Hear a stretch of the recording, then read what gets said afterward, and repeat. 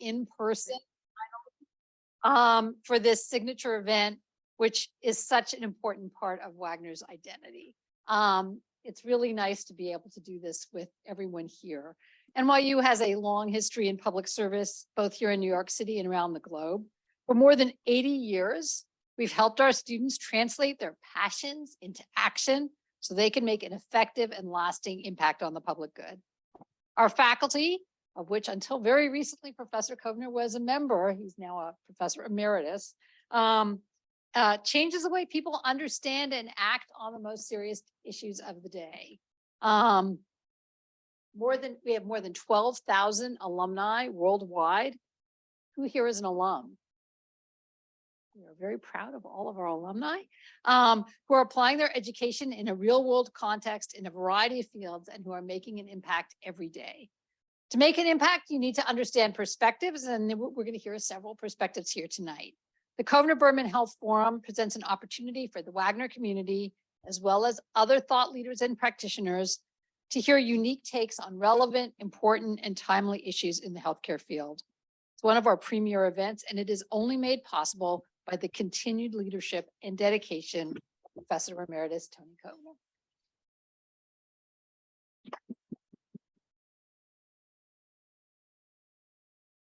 Tony was formed 26 years ago in honor of his mother, Natalie Lieberman, who made the series possible with a very generous financial gift in honor of her son and her parents, Dr. and Percy Behrman and Mrs. Eva Behrman. Many of you in attendance tonight have also given contributions that have helped sustain the series and related initiatives over the years, and we are very grateful. Tonight's event focuses on a timely and critical topic, often in the news, the homeless and their mental health.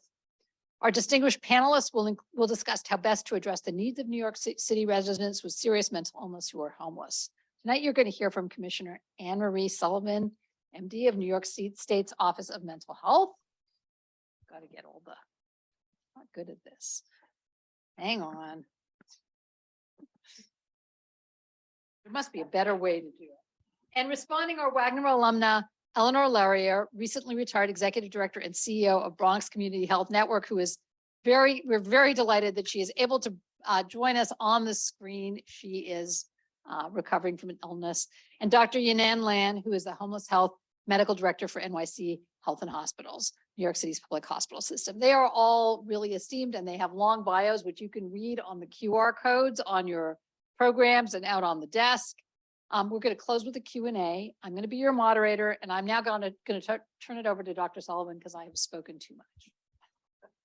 Okay. No, but if I stand, I take a little. Okay. First of all, thank you so much, Dr. Kovner, for having me here, and Dr. Glied for having me here. And it's really an honor to be here. And I've seen some old friends and colleagues, people who have been really stars in the field of psychiatry. I was asked today to talk mentally ill on the streets. It's a subgroup of individuals with serious mental health challenges who have, in my book, been somewhat forgotten. We see them on the subways, but society hasn't always paid as much attention to helping them come back into what we think maybe would be good for them, which is more involvement back in their communities, to have a good place to live, to maybe get a job, to maybe think of some future for themselves. And we just walk by them often on the subways or on the streets, and we feel bad, but what do you do about it, I think is the question. And I was talking with Dr. Marcos earlier, 40 years ago when I started in this, and I probably shouldn't say 40, but 40 years ago when I started, I was on something called Project Help. Project Help was one of the first homeless outreach teams in the city. And if you remember in that time, Grand Central Station and other stations were filled with homeless. Many of them were mentally ill. 40 years later, we're still grappling with the problem. And I think that speaks a little bit to how difficult it is, but also the fact that we haven't spent enough time thinking about the comprehensive solutions to fixing something like this. And so I was asked to talk not just about what the problems are, but also the solutions, and also with an optimistic thread. And I didn't have to be asked to do that because I do have a certain level of optimism about this. I think that we are in a different place now. And in terms of the attention to this issue, in terms of the funding to help fix the issue, which I think we have to thank Governor Hochul and Mayor Adams, who have both put more dollars into dealing with its population than anything I've seen in 40 years. State mental health budget is truly $1 billion for mental health. I've never seen that. And a huge piece of it is housing and intensive services for the seriously mentally ill. So let me give you a snapshot of how we're approaching working with this population. The first thing that we put up on the state side was something called a safe option support teams. So what's different about that than all the other outreach teams that already exist in the city? And if you work for Bowery Residence Committee or SUS, you know they do great work reaching out to the homeless across the city. What we put up these teams because they have a special piece to them, which is called relationships, really heavy duty relationship building. So a safe option support team, we have 10 of them in the subway, and we're going to do another 20 across the state, some upstate and some downstate. They're a team of professionals, social workers, peers, case managers that work with individuals in the subway and will work with them as they transition from point A to point B to point C through our system. You know, it's always struck me that individuals who have mental illness, what's one of the biggest problems they have with serious mental illness is relationships. And yet we expect them to move from one relationship to the other as they move through our system of care. And it's not because we think that's what they need, it's because it's easier for us to design it that way. So when you leave the outreach team in the past, you would go to a safe haven. Now you see a different group of people from the safe haven. You'd maybe go to a clinic, see another group of people. All along the way, you're introduced to new people and new changes for someone who's having trouble dealing with connecting to anything. Okay, so big difference in this team. Teams are expensive, they cost money, is that they work with that client until they get really situated, eventually in permanent housing and with a nice big wraparound system around them. That's difference number one. Difference number two is having the connections between the hospitals and the emergency rooms and the outreach workers, so that some individuals who maybe can't move through that system without being in a hospital first get intensive hospital care. And there's been a partnership with Bellevue, with Kings County, and 2 units that we've opened up at Manhattan Psychiatric Center for individuals who, if you read the papers, you know people have been saying they cycle in and out. They come into an emergency room and then they go home that night. And people say, well, why did you do that? And partly it has been the frustration of the system that they didn't feel there was any really good place for that individual to go. Now we will soon have up to 100 beds across the city for those individuals to spend some time where they get intensive treatment focused on their particular needs. And I have to talk a little bit about individuals who are on the streets. You know, they have communities of sorts. If you've ever noticed, if you really look, you can see 2 or 3 individuals together. You might notice that one person always comes back to the same spot. And often they will be talking with people. Nice people will come up and talk to them. They have a community. To leave that community and suddenly say, we say, you know, well, we can give you a nice big safe place to live and we can give you a home, we can give you all this. Don't you want to come with us? But they're in a community of sorts right now. So you have to work with that. You have to help them begin to think that maybe their lives could be a little bit bigger than what they're experiencing right there on the streets. Then there are the other individuals who are on the streets who are truly, truly in desperate conditions and need to be brought into a hospital and need to be treated first. So we're building the continuum. But then what's the critical piece of the continuum that all of you are going to say to me is, where do you put your head at night? Where's your housing? The governor's budget this year gave us 3,500 units of mental health housing. That's an enormous investment. That's $890 million in mental health housing. And a big piece of that housing is going to be going towards a combination of transitional housing for the homeless mentally ill as well as long-term permanent housing. Without that housing and without the supports, the right supports around that housing, then we don't solve the problem. So you need to be able to have this kind of continuum to be able to begin to move and change. When they do the data on the homeless, mentally ill, street homeless, mentally ill, it's about 2,000 people. If you look at it going back 10 years, it's about 2,000. It hasn't changed. There's a fixed number of individuals with serious mental illness that live on our streets and on our subways. If you look at the demographics, they tend to be older, about 50% or 50 and above.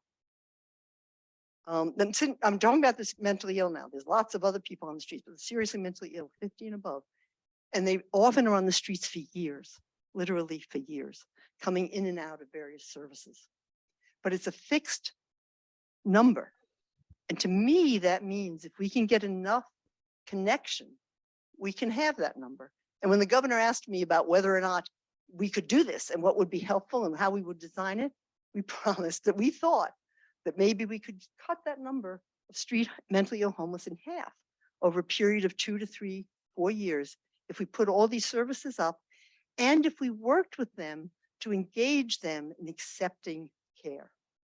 Now, the Bellevue unit, which is what we modeled the ones at the Manhattan Psych Center after, it's been open for about 2 years. About 70% of the individuals discharged from that unit stay in permanent housing. That's a great number because the vast majority of individuals who have entered that Bellevue unit have been on the streets for 2 to 3 to 5 to 10 to 15 years. So my optimistic thing here is it can be done, but it has to be done carefully and with a great deal of respect for the individuals that you're working with. But it can be done. They are now in permanent housing where there's lots of supports. We've opened up our, and a few more minutes. I just want to, 10 minutes. Oh, 10 minutes, okay. The unit that we've opened up at Manhattan Psychiatric Center is 25 beds. It's going to go to 50 beds. And when you, they did a slide presentation for me recently just to show me who was coming in and what the issues were. And they had something called an assessment page. And assessments, you know, when you talk to doctors, what's assessments? Your physical health care, what's your functional ability, what's your cognitive ability? They all seem very, very, what am I going to say, clinical. 10 things. And the first one that they had was aspirations. That's what makes the difference when you work with this population. You have to understand that everybody has aspirations, and even the fellow on the street or the woman on the street has aspirations. And when your team was to work with them and when you work with them over time, you have to have that engagement process where you begin to understand what they want. Sometimes they'll tell you it's a job and you think, oh my God, how can you get a job? You know, but you know, you can begin steps towards getting a job. We had one client with, she wanted to play an instrument that she'd never played in 20 years. So we got her the instrument. We got her the guitar.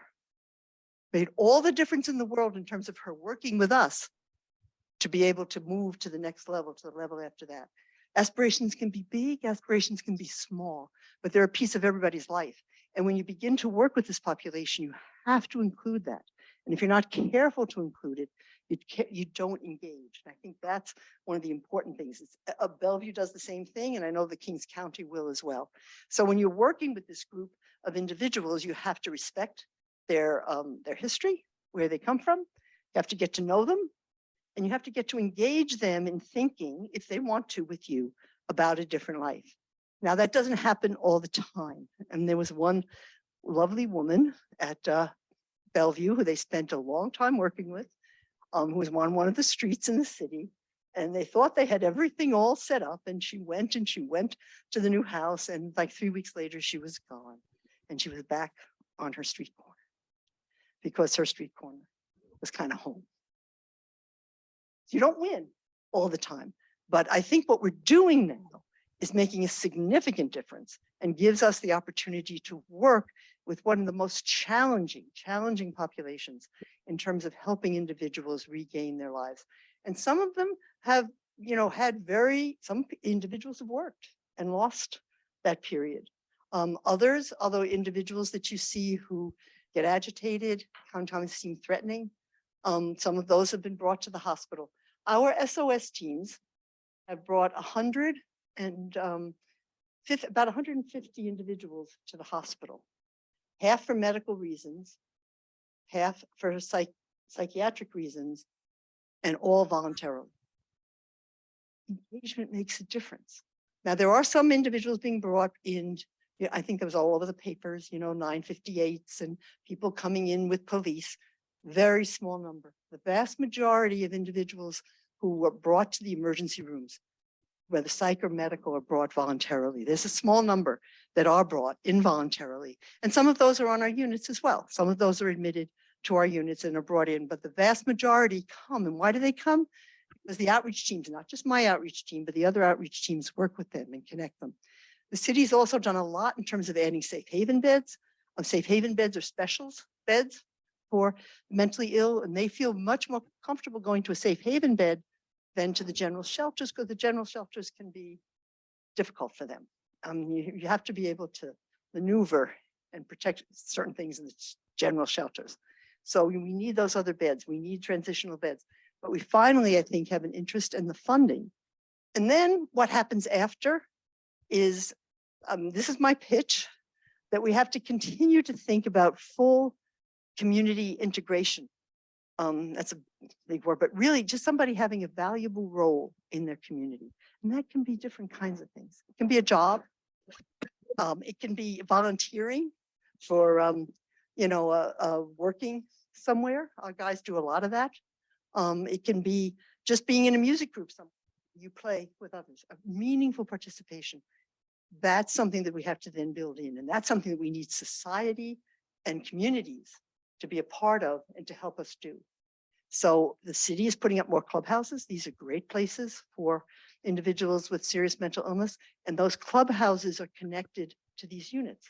So members from that clubhouse come to my unit at MPC and talk about what they have to offer when somebody leaves. And depending upon where they're going in the city, which clubhouse might be good. And then we get those individuals to come and meet with them. So they have a continuation that can go out and continue to think about what they want for themselves.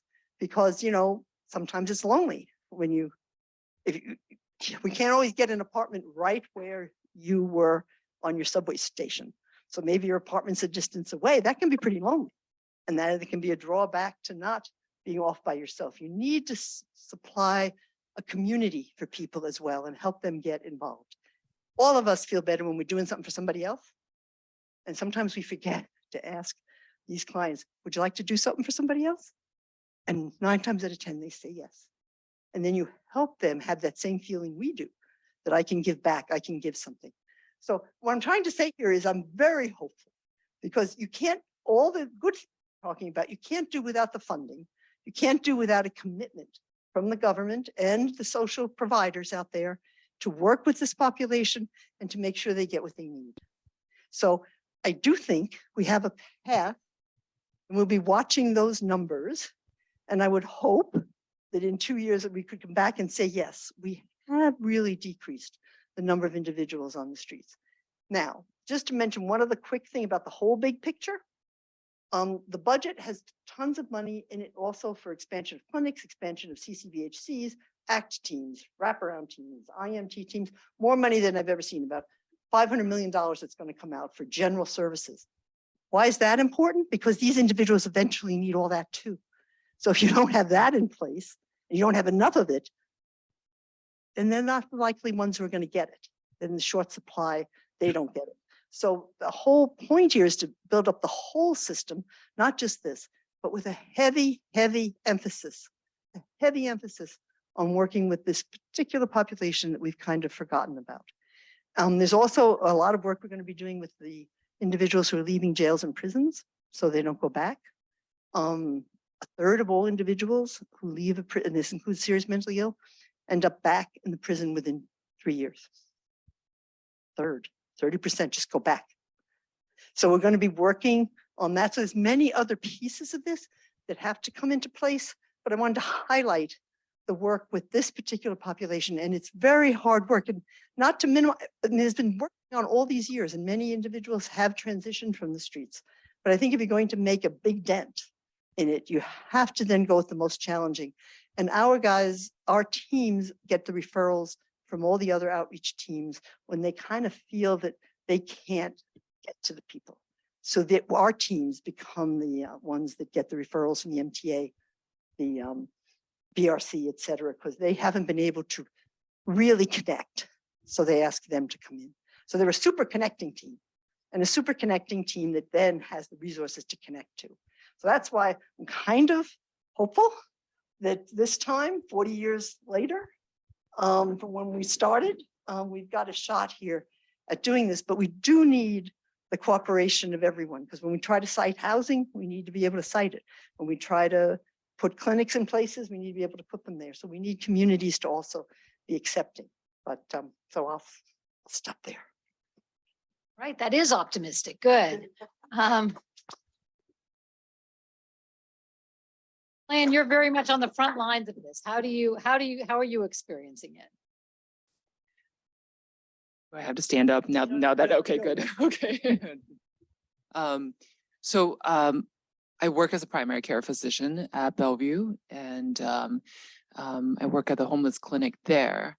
I was trained in Boston, and when moved to New York City, I had to basically explain to my daughter the many people that were passing by in the subways. Recall that the public hospital system became a very obvious site that could, function as an intervention, given that a large chunk of this population already cycled through, as you mentioned, emergency room inpatient sites. But at that time, it wasn't, a huge number that were cycling through the clinic like you and I would, to go see a primary care physician, to go see a psychiatrist and other people in the clinic. So then we started to look into this problem a bit, and to understand the problem, I feel like the perspective that we're talking about here is really looking at it from the angle of people living through it, people experiencing it. So I remember that a few of us started talking to many organizations that are working firsthand with people living on the street and in the shelters. And also some of us, including myself, just started sitting next to people and looking at the perspective and the views that they're looking at and the pace of life that they're experiencing. And as a clinician, as a physician, I also get to see the granular details on their and the physical toll that it's taking on them. So you get to see that, what happens to the skin over time, over years, decades. You get to see what happens to the organs, to the mind, to all the factors, the elements that keep us, in line and functioning. And you get to see that disintegrate over the years. And that's sort of the luxury of continuity of care, is that you get to see a person throughout a long stretch of time. So understanding that, first of all, was heartbreaking, as you can imagine. The mortality for people living on the street is on average about a decade or two earlier than the rest of us. And we're talking about our neighbors here, right? We're talking about people that share the same space, same city, some of the same resources with us.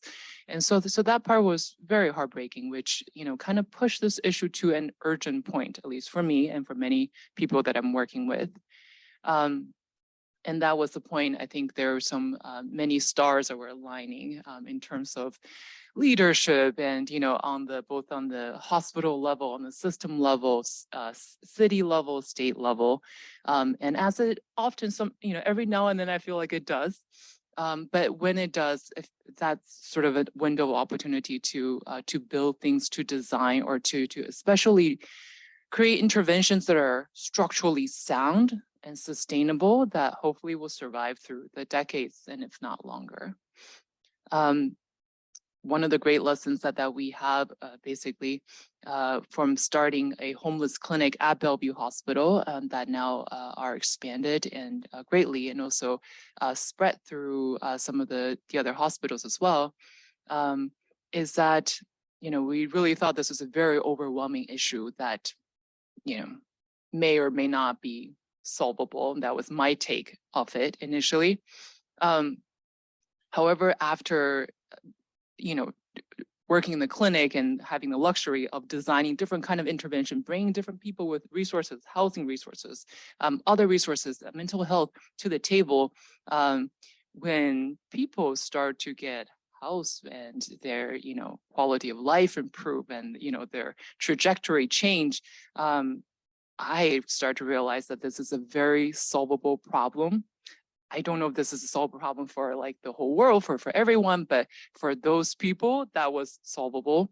For certain groups that was very solvable. And then the question is, who else and how much bigger? So that's sort of the work that I now do at Health and Hospital, the New York City Public Hospital System, which is supporting and building some of the clinics at various acute hospital sites. So that means that, hospitals that have emergency rooms, inpatient units, and also hospitals that have all the specialty cares. In addition, there's street medicine elements where, there's mobile van roving team where we canvass the city that goes out to the neighborhoods and on the streets, and then having them connected to these intensive clinics in different hospitals. There's also many other organizations doing this great work. There are shelter-based or community-based hospitals, and we're hoping to connect with them to form this sort of a network or continuum of homeless health, where it is easy, or the hope is that it would be easy for someone who is experiencing something as devastating as homelessness to navigate the resources. So we're navigating on their behalf. We get our act together so that other people who are, sort of experiencing a crisis moment can easily reach out to the resources that they need. So that's the work that I focus on now, and I have a lot of hope for the future. But then again, I don't know, I mean, maybe I just need to talk to more people in this room here. Yes, I would love to hear about, other thoughts, things that's been done, and questions from the room. Thank you very much. So we're very grateful to Eleanor Larrier for joining us on the phone, even though she's not feeling great. So thank you very much. And please go ahead and let us know what you're thinking. Okay, thank you all for having me. Good evening, everyone. And thank you for the accommodations. I am feeling so much better. I am looking at this. First, I am happy to hear what Commissioner Sullivan and Dr. Lin have had to say, and I think both of them are bringing very hopeful news, and happy to hear about the budget that has been responsive to the needs that have been there, that are here now with the seriously mentally ill and the homeless, and both on the city side and on the state side. But I'm looking at this from my experience working with the federally qualified health center model of care, which is a model of care that's existed for a while, and a specific component of it, which all of these pieces that are being discussed are incorporated. And it's been, as Commissioner Sullivan says, many years since lots of these responses to problems, they've gone from one thing to another. They've gotten different names. But I'm thinking of the of community health workers and the many titles that they have depending on what group of people or what location they're in or what grant is available. And that's one of the things that I want to touch on, the fact that a lot of the support services in the community health center world, we started out talking about them as enabling services. And in this case, enabling is good. Those services that help people navigate through the healthcare system, through the human services system, through all of these that even for some of us who have our lives together, should we have some kind of situation, we find that it's very difficult to navigate these systems. And community health workers have been the people over the years. And as I said, sometimes they come in with different names. So for example, we can be talking about doulas, promotoras, patient navigators, peer educators. And I think those are all functions that we need in fighting the problem of homelessness and health, connecting to healthcare, connecting to the support services that are available in the community. And the team, the Safe Options Support Team, to me is one of the good news pieces here, is that I don't know details about them, but I'm sure that what they are doing are connecting the seriously mentally ill, the homeless, to social services, to housing, which is part of the key topic here, helping them to acclimatize themselves to new housing. We heard from Dr. Sullivan again some of the difficulties, and Dr. Lin, of having someone not being able to stay after you've treated them, you've gotten them what you think is the best care, and they're not able to stay with it. And we find the same types of issues with just regular health. At Bronx Community Health Network, we were able to build up a cadre of community health workers who were able to help people in need. In terms of the pandemic, we pivoted a lot. We used our mobile van to be able to deliver food to people who could not leave their homes for various reasons. Over the years, we've also worked with our partners at the health centers to implement,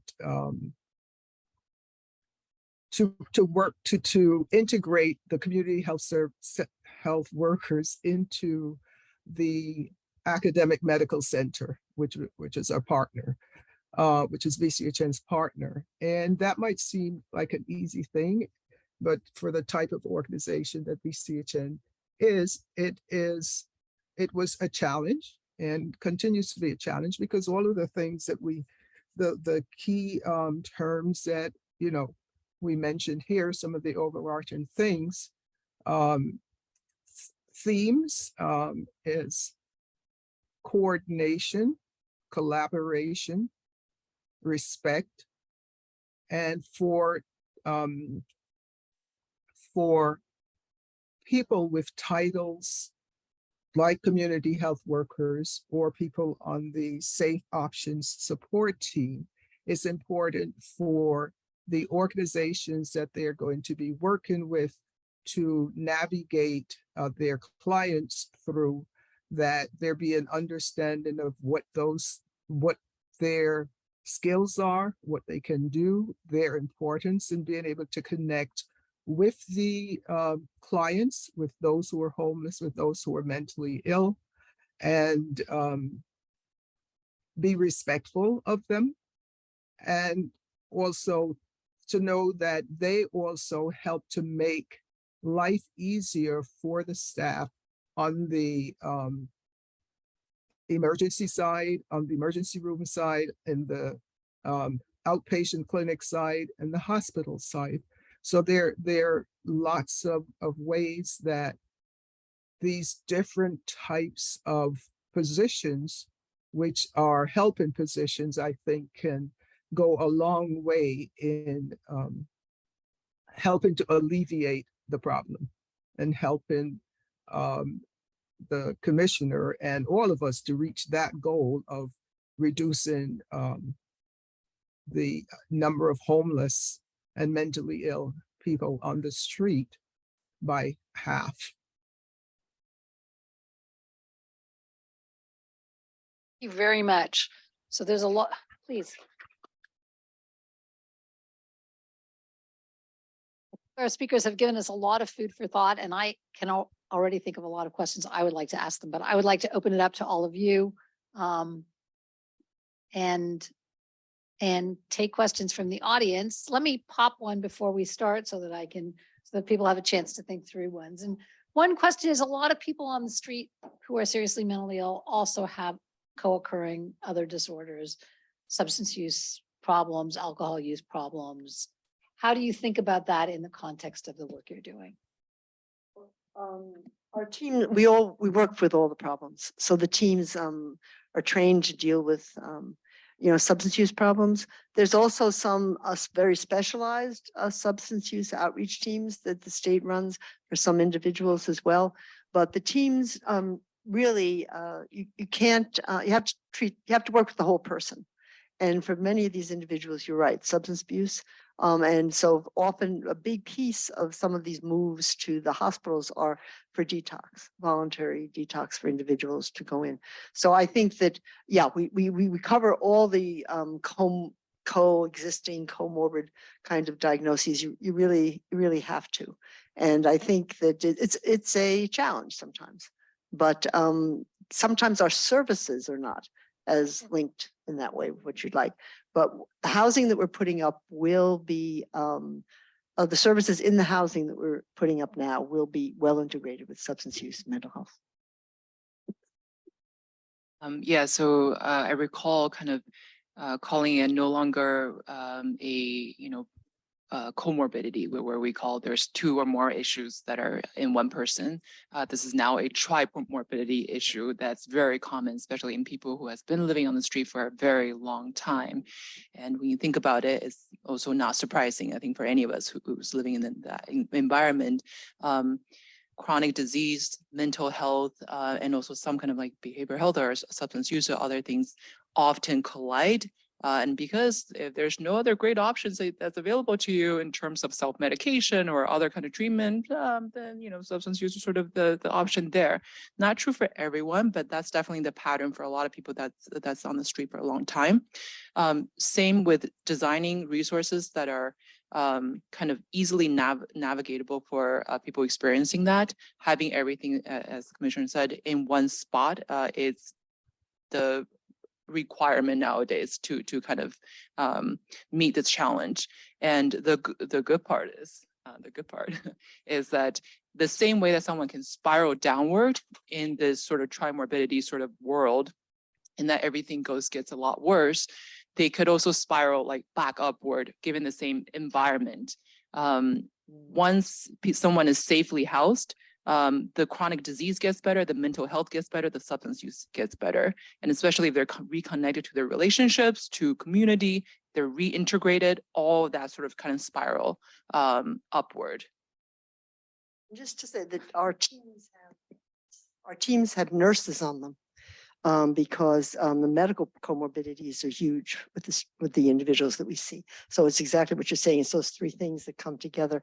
And we really also need the medical help for the teams, which we don't always have outreach teams in psych, don't always have nurses, but we need them on these teams. Eleanor? I think another piece of the puzzle is community awareness of mental illness and how to deal with it. I know that New York City Department of Health several years ago started offering courses in mental health first aid. We have also trained health educators to do that work. And we've also been doing education on the use of naloxone and have had very good success with that. So while we are not necessarily dealing directly with the severely mentally ill, having the awareness having others have the awareness of possibly identifying them when they're spiraling down and not necessarily intervening themselves, but knowing what to do and who to connect them with so that they can get help. So I think that's it. All right, anyone, any questions here? Yes, please. You want to introduce yourself? And great.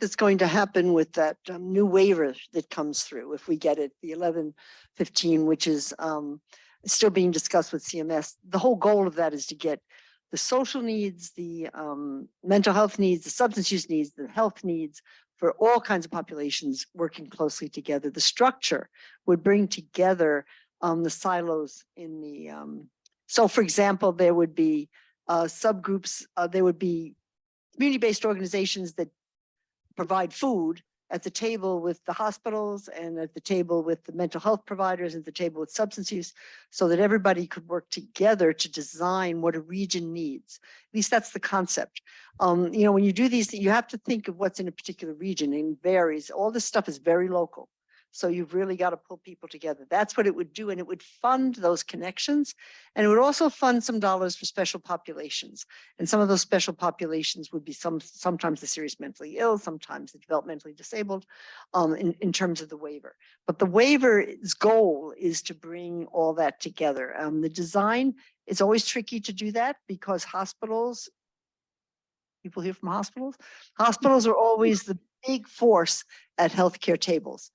They have a lot of influence, and they're important. They're really important. We all go to hospitals, so we want to have good hospitals, but they overshadow sometimes the other things, which are the social determinant agencies, the mental health agencies, the substance use agencies. And the goal of this waiver is to pull it all together. So yes, it should be that DOH and everybody else will work together. It probably will be designed by region. And it's not going to be the same as district because the money will not come through the hospitals, at least as it's initially planned.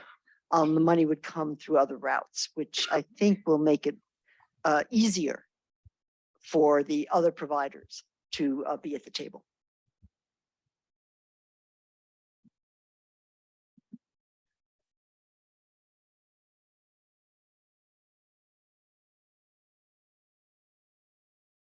We've heard a lot about workforce shortage issues, and it seems like you have to have money, right? But you have to have people to do the work, whether it's, you know, at the most, you know, at a psychiatrist level or a community health worker level. And I'm wondering if you're, if you have those issues here as you're looking to implement these new programs and how you're addressing them.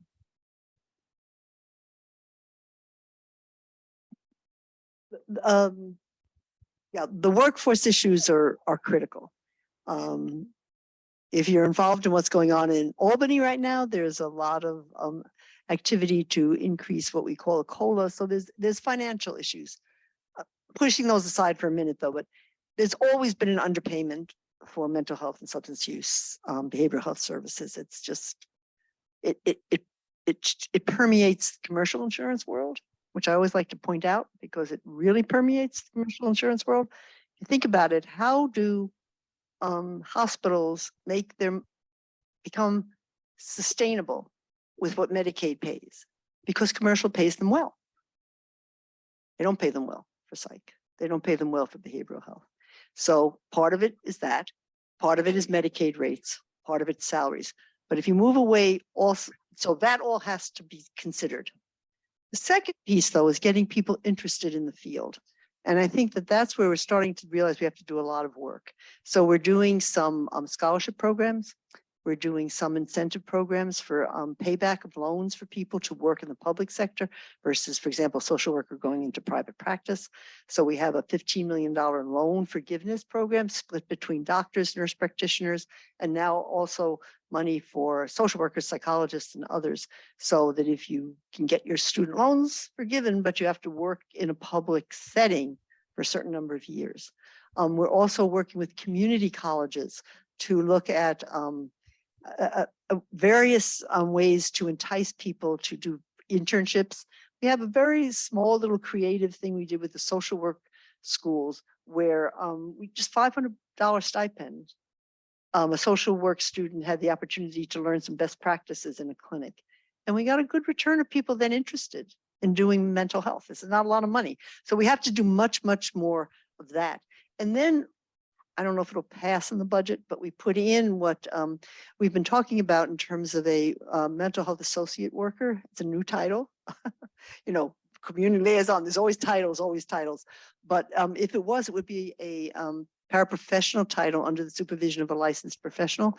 It's like a division of social worker, psychologist, and you could come into that line just from with a BA or just graduating high school.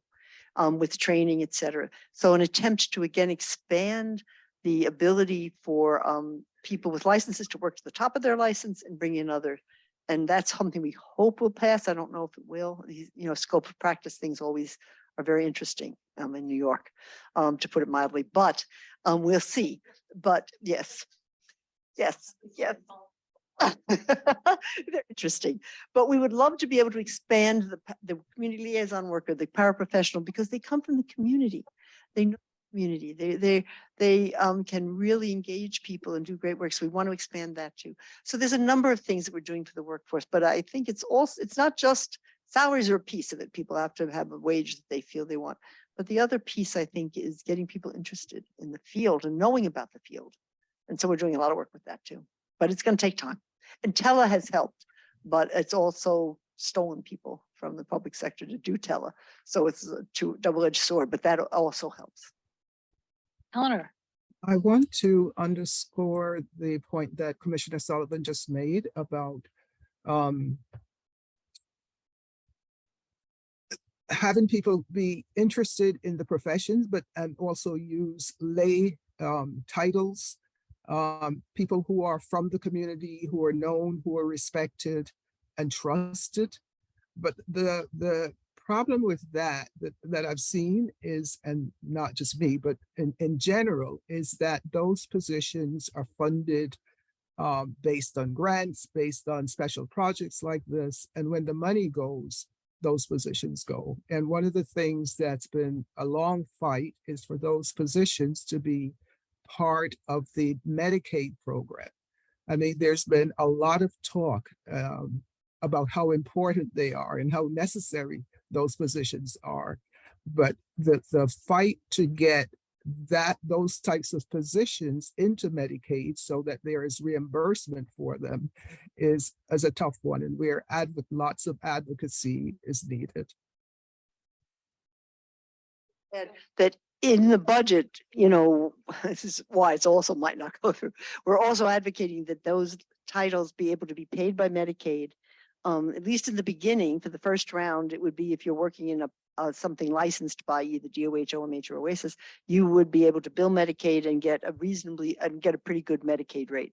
So that's part of the fight too. But I absolutely agree with you, because sadly, if you don't embed these things into the reimbursement system, they can go away. They can go away when the budgets get bad. They can go away when the grants go away. So I absolutely agree. And the advocacy for that is really very important. It has to get embedded into the payment system. So there's a question over here. Yeah, hi. Can you hear me? Okay. My name is Deborah Paget, and I've been doing, I'm going to show my age. I've been doing research on homelessness for about 40 years and co-wrote a book called Housing First.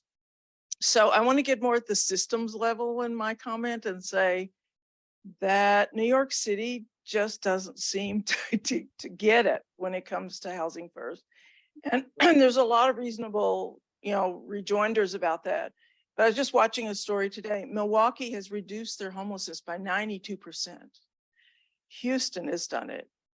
HUD wants us to use housing first. And I'm just curious why New York City, my home, doesn't try at least to do that. I'm puzzled by it. I don't know if I can answer entirely for New York City, but let me just say that the new housing that we're putting up is going to be a housing first model. The problem with, I think it's everybody, including New York City does a tremendous amount of housing. I mean, you've got to give them credit. I mean, it's unbelievable. I think where we get stuck with the population we talk about for housing first is in the little bit of the bureaucracy that happens in the eligibility and the way things happen through the system in the city. And we're working closely with them on that. And I'm not putting them down for that at all. I think that there's reasons those things are in place. They just don't work well with our population. With our population, if you want to get somebody off the street, you got to get them right into housing. You can't say, oh, well, go to the shelter for 6 months and then maybe we'll get you housing. So we're going to be doing because the housing we're putting up is more flexible. I mean, and it's not tied to certain federal and other kinds of requirements. We're going to be doing a housing first model. And we've already started one in Brooklyn, beautiful little place, which ICL is running. It has 8 beds and the individuals come right off the street in there. And then we do all the HRA paperwork. And we do everything to make sure that they can move on, but we're paying for the time that they're in there, that they're not exactly HRA, whatever. So I think that that's where we get caught a little bit in that. We're working very closely with the city. The city wants to fix that too. I'm just saying that, but you're right. We're not there yet. And it's something that we've really got to work on. And I think we get through the bureaucracy of it. And I hate to say that, but I think it's a big piece of it. I think we can move the housing first model, and it really does work. You're absolutely right. It's been proven. It's been proven.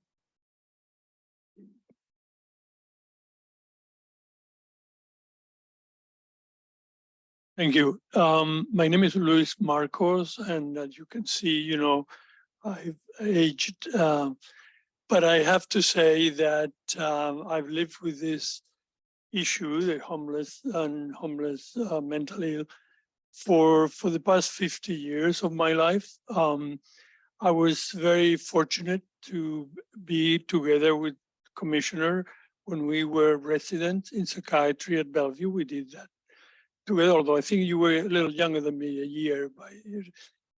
And then I was very lucky, but I like those of you who may remember. You remember Mayor Ed Koch? Oh, okay. So if you remember, he was, and I worked for him at that time. I was at Health and Hospitals. He was determined to take care of the homeless mentally ill. And I remember going to interview some of the homeless until one day that they announced Project Help was created at that time, was going to start picking up homeless from the street.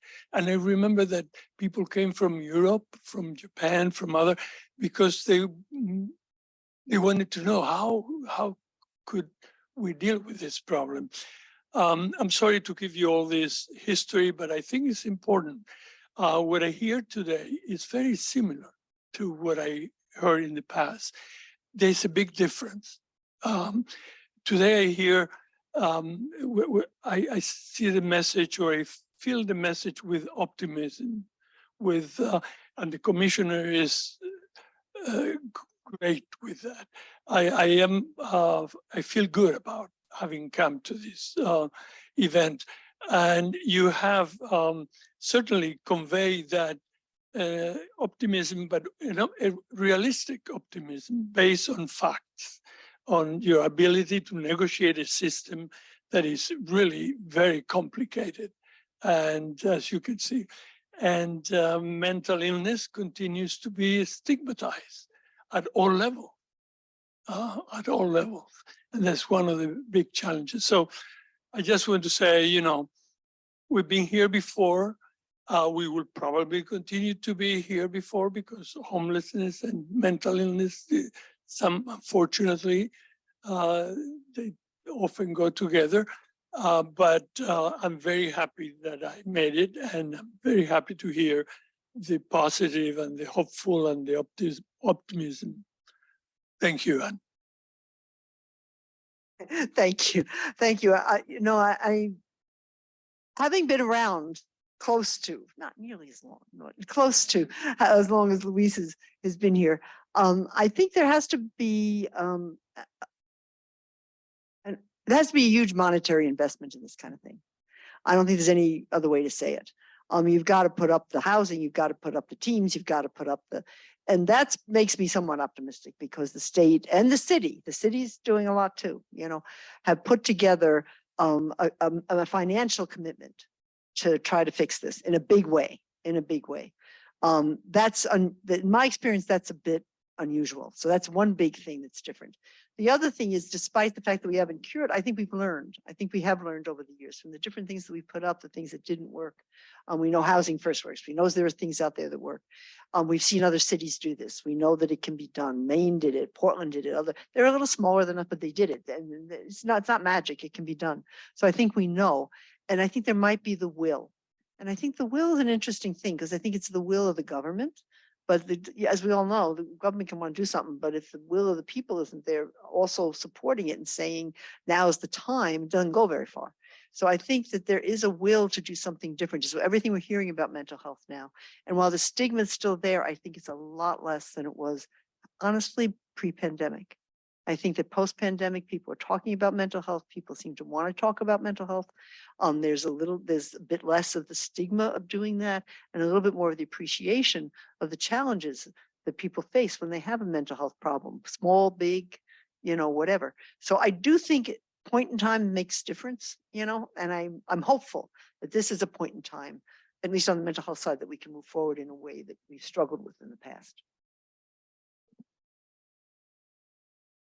She wanted to say hi to Dr. Paget. I think we met many years ago, yes. I still quote your book quite often.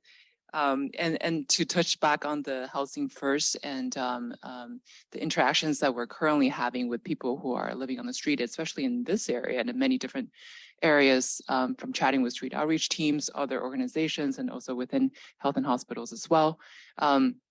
There's the sort of the perfect model, the ideal model, and then there's sort of like what's needed now as well. So I kind of want to throw in a punch for emergency housing access as well, as part perhaps of housing first.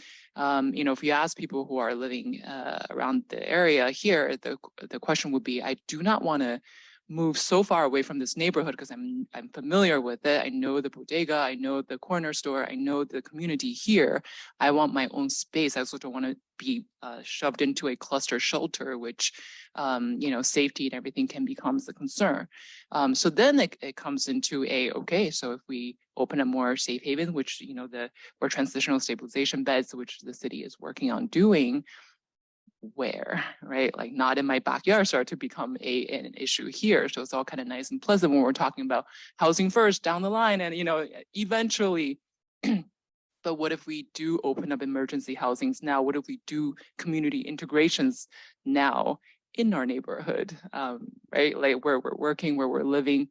What if we do engage people that are on the street,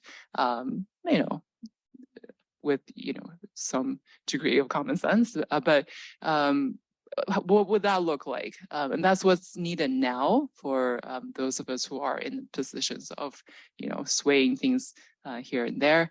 And then while we're building toward the ideal goal of everyone gets their own permanent housing, which would be absolutely the dream. Okay, we will take one last question, then we're going to wrap up. And I want to make sure, Eleanor, both of you have had a chance to say something that's kind of wrapped up. So I'm going to take your question. I'm going to ask Eleanor to wrap up after that, and then we'll be done. Okay.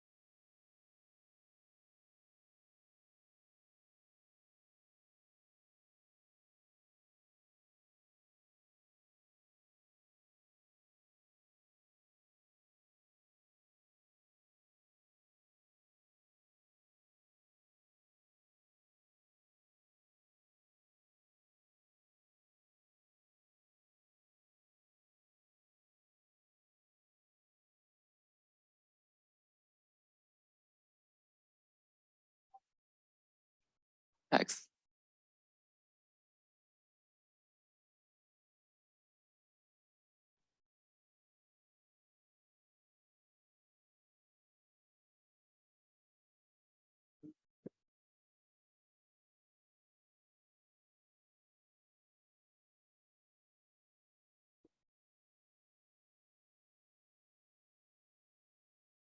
Yeah, that's a really good question and touches on many levels.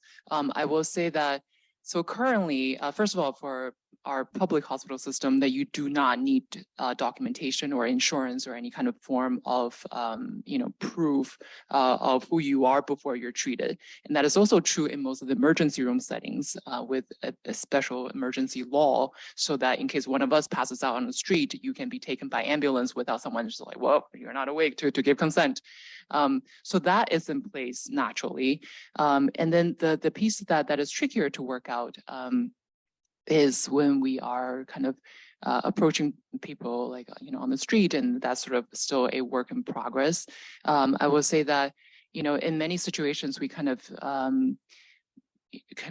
adjust based on what is available there, as in, people who are with, other physical limitations, and that, we find basically ways to accommodate consent, and also make sure that that part is kind of taken in consideration, and that they have the right to decline, as to say that they rather not have the service. Just to add on the consent, all the teams that work, everyone who does the outreach works very, very hard to engage people so they do consent. Let me just start that first of all. And the vast majority of people do want, will eventually come forward. We do have an ability, it's rarely used, if someone is significantly at risk, either of danger to self or others, or serious neglect, to bring someone, for example, from the street to a hospital, even if they do not consent, and then to admit to a psych unit, even if they do not consent.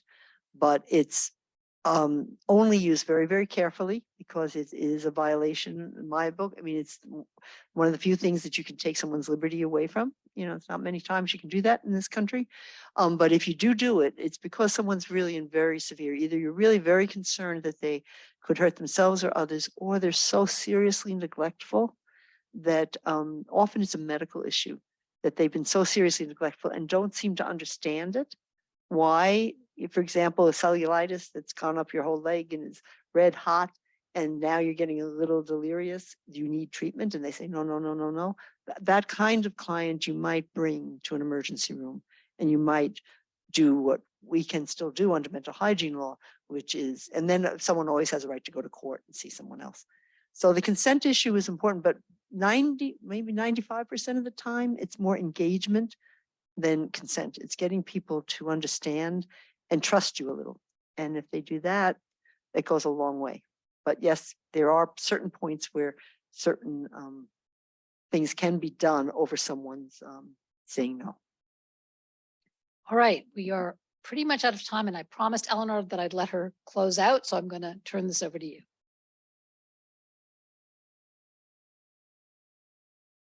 Okay. Thank you. Thank you for that. It's been a pleasure and an honor being part of this discussion. I think that there are definitely places where we've all basically said much the same thing, that we're on the same page and we understand what the issues are and what's needed to make changes. And of course, as Anne just said, Dr. Sullivan just said, money is important. Policy is important. And we talked about the years since this has been going on, 40 years and more. But let's hope that it's not 40 more, but over those 40 years, there have been significant policy changes. There have been significant investment in housing, significant investments in special initiatives We've learned a lot from those. We've learned what works, what doesn't work. And at this point, I think that both at the federal level, at the state level, and the city level, we're all, and community level, we're all pretty much aligned to make a good go at this and to have positive outcomes. So just the key words, and again, it is not easy to talk about collaboration based on the level. I took a look at Dr. Sullivan's table of organization and the number of boxes that are there. And then when you think of that in the similar number at the federal level and at the city level and within different organizations, it is a challenge that is not for the faint of heart. But I think that we are all, ready and at the point of making this happen for the good of the people of the city, and hopefully lessons for others to take away. So thank you very much. I'm honored to be a part of this. Thank you. Thank you to all of our panelists, and a special thank you to Tony Kovner, who is the genesis of all this. And we have a lovely reception outside, I believe.